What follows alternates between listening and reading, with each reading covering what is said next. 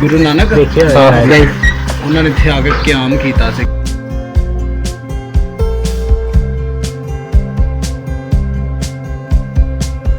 आपका Pakistan TV channel subscribe नहीं किया तो हमारी वीडियोस देखने के लिए हमारा चैनल सब्सक्राइब कर लीजिए। अस्सलाम वालेकुम व्यूअर्स, मैं हूं आपका होस्ट मोहम्मद अली और आप देख रहे हैं आपका पाकिस्तान टीवी।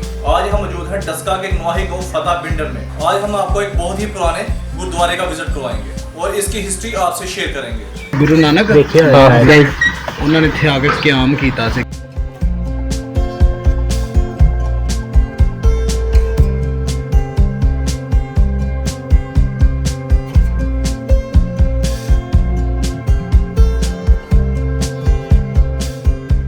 ਸਾਜੋ ਜ਼ਲਜ਼ਲਾ ਆਇਆ ਉਦੋਂ ਡਿੱਗਿਆ ਸਾਰਾ, ਪਹਿਲੇ ਸਹੀ ਹੁੰਦਾ ਸੀ।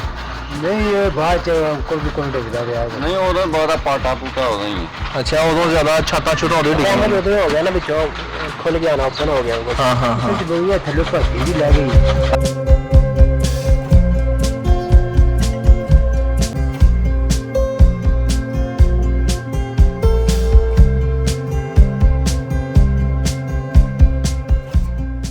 ਤੇ ਲੰਗਰ ਹਨ ਉਸ ਸਾਈਡ ਤੇ ਹੁੰਦਾ ਸੀ। ਆਹ ਲੰਗਰ ਖਾਣੇ ਹਾਂ ਹਾਂ ਤੇ ਤਿੰਨ ਦਰਵਾਜ਼ੇ ਹਨ, ਚਾਰ ਪੱਕਦੇ ਰਹਿੰਦਾ ਸੀ ਸਾਰਾ ਦਿਨ ਲੰਗਰ ਇੱਥੇ। ਹਾਂਜੀ ਇੱਥੇ ਇਹਨੇ ਲੰਗਰ ਚਾਲੂ ਸੀ।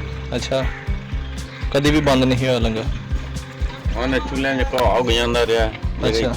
ਆ ਜਿਹੜੇ ਖਾਣਾ ਜਿਹੜੇ ਕੋਈ ਤੇਰੇ ਮੇਰੇ ਨਾਲ ਕੋਈ ਆਪਣੇ ਘਰ ਪਕਾਉਂਦੇ ਹਨ, ਨਹੀਂ ਤੇ ਉਹ ਜਿਹੇ ਜਿਹੜੇ ਹਨ ਉਹਨਾਂ ਆਖਣਾ ਉੱਥੇ ਹੀ ਖਾਣਾ। ਅੱਜ ਤੇ ਪੱਕਿਆ ਪਤਾ ਲੱਗ ਜੋ ਮਤਲਬ ਕਿ ਜਿਹੜੇ ਹਨ ਘਰ ਨਹੀਂ ਹੈ ਪਕਾਉਂਦੇ, ਇੱਥੋਂ ਹੀ ਖਾਂਦੇ ਹੁੰਦੇ ਆ।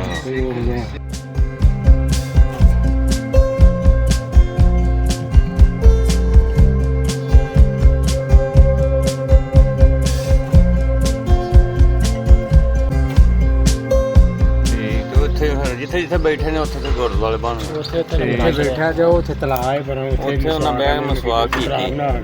ਤਲਾਅ ਵੀ ਆਏ ਥੇ। ਹਾਂਜੀ ਤਲਾਕ ਕਿੰਨਾ ਕੁ ਦੂਰ ਜੇ ਇੱਥੋਂ? ਨਾਲ 3-4 ਕਿਲੋ। ਬਾਕੀ ਹੁਣ ਤੇ ਛਪੜੀ ਹੈ ਨਾ। ਅੱਛਾ ਹੁਣ ਉੱਥੇ ਕੋਈ ਇਮਾਰਤ ਵੀ ਹੈ ਕੋਈ ਤਲਾਕ ਦੀ ਕਿ ਇੰਜ ਹੀ ਸਿਰਫ? ਨਹੀਂ ਕੋਈ ਸ਼ੈ ਨਹੀਂ, ਹੀ ਸਿਰਫ ਸੀੜੀਆਂ ਬਣੀਆਂ ਹੁਣ। ਅੱਛਾ ਤਲਾਅ ਦਾ ਐਸਾ ਹੀ ਹੈ ਸਹੀ।